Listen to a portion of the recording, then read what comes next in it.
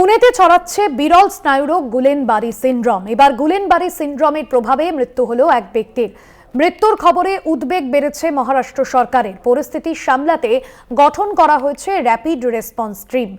আক্রান্তের সংখ্যা লাফিয়ে বাড়ছে। আক্রান্তদের নমুনা পাঠানো হয়েছে আইসিএমআর এনআইভিতে।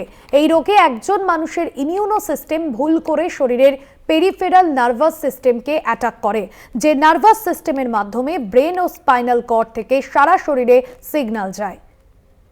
আক্রান্তদের নমুনা ইতিমধ্যে আইসিএমআর এবং এনআইভিতে পাঠানো হয়েছে। পুনেতে ছড়াচ্ছে বিরল স্নায়ুরোগ গুলেনবারি সিনড্রোম। এবার এর প্রভাবে মৃত্যু হলো এক ব্যক্তির। মৃত্যুর খবরে উদ্বেগ বেড়েছে মহারাষ্ট্র সরকারের। পরিস্থিতি সামলাতে র্যাপিড রেসপন্স টিম গঠন করা হয়েছে।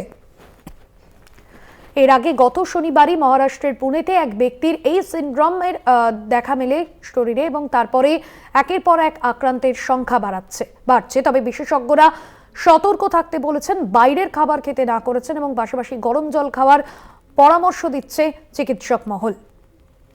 অযথা আতঙ্কিত হতে না করেছেন বিশেষজ্ঞরা। পরিস্থিতি সামলাতে র্যাপিড রেসপন্স টিম গঠন করা হয়েছে। হাসপাতালে এই টিমের তরফে যথাযথ ব্যবস্থা নেওয়া হচ্ছে।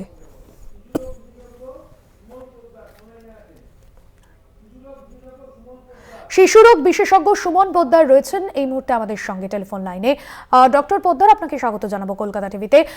এই মুহূর্তে যে খবর আমরা দেখছি, মুম্বাইয়ের পুনেতে প্রথম শনিবার আক্রান্ত হয়েছেন এক ব্যক্তি এবং তারপর একের পর এক আক্রান্তের সংখ্যা বাড়ছে। কতটা উদ্বেগ রয়েছে এই রোগ ঘিরে?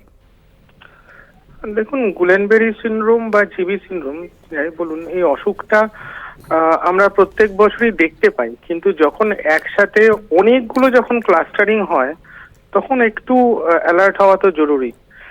আমরাও কিন্তু দেখি যে কখনো কখনো দেখা যায় যে কোনো এক সপ্তাহ বা 2 সপ্তাহে হয়তো পরপর আমরা একটু বেশি কেস পেলাম, তারপরে হয়তো লম্বা কয়েক মাস হয়তো অসুখটা পেলামই না। কিন্তু এতগুলো একসাথে যেগুলো পুনেতে শোনা যাচ্ছে, তো সেইটা একটু অ্যালার্ট হওয়া অবশ্যই জরুরি। তবে জিনিসটা এমন নয় যে এর চিকিৎসা নেই। যথাযথ সময়ে এর চিকিৎসা করলে এটা রেজাল্ট মেজরিটি ভালোই হয়।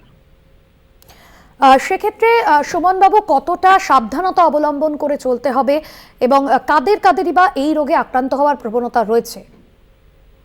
হ্যাঁ, সাবধানতা তো হতেই হবে। সব থেকে আগে হচ্ছে সতর্কতা। এরকম একখানা অসুখ হয়, এটা সমস্ত চিকিৎসক মহল আমরা অবগত।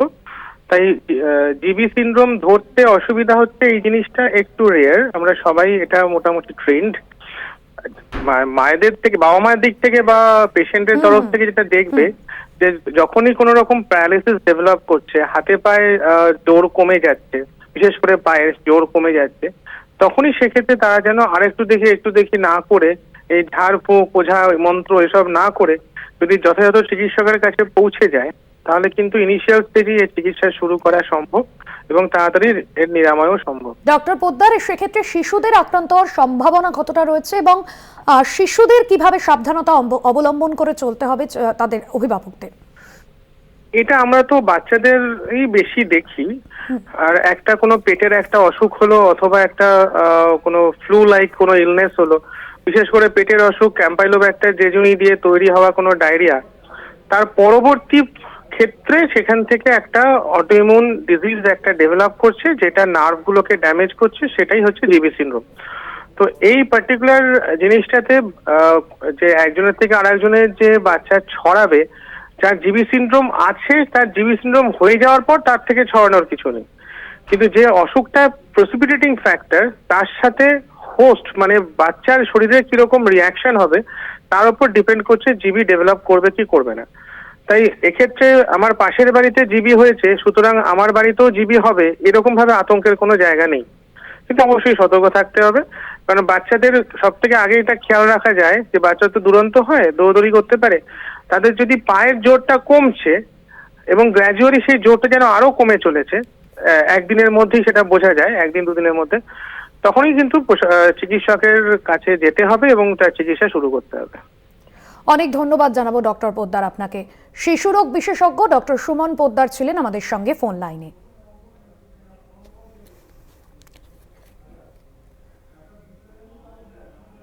ডক্টর বিপ্লবেন্দু তালুকদার তিনি কি জানাচ্ছেন আপনাদের শোনাবো।